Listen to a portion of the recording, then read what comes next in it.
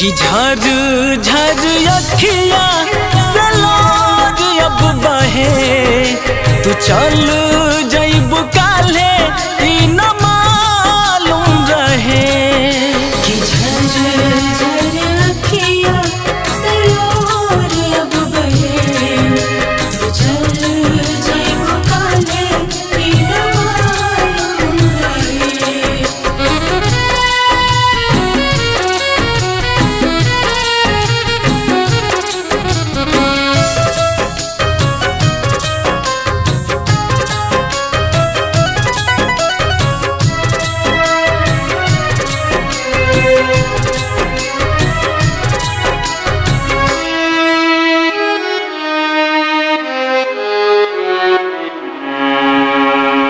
श्रद्धा सुमन से रहली मंडप सजवले आसन लगा के माई तोहे बैठवले।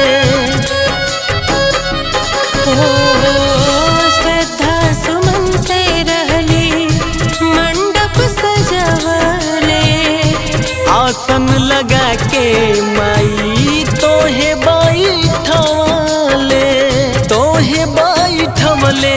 तोहर सुन के विदाई मई अब जुदाई इहो दिल न सहे।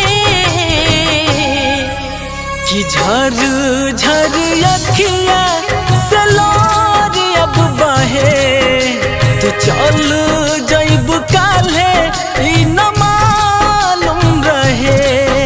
कि झर झर अखिया से लोर अब बहे तू चल जइब काले ई न मालूम रहे।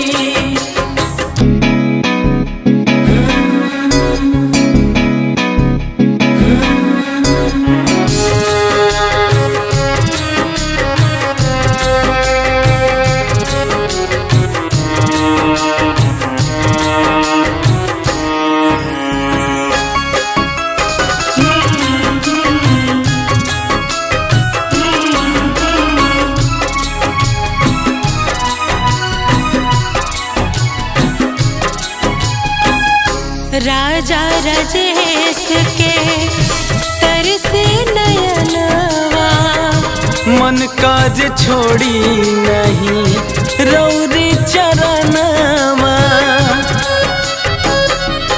ओ महिपाल साहिल के तरसे नयनवा मन काज छोड़ी नहीं रौरी चरणवा।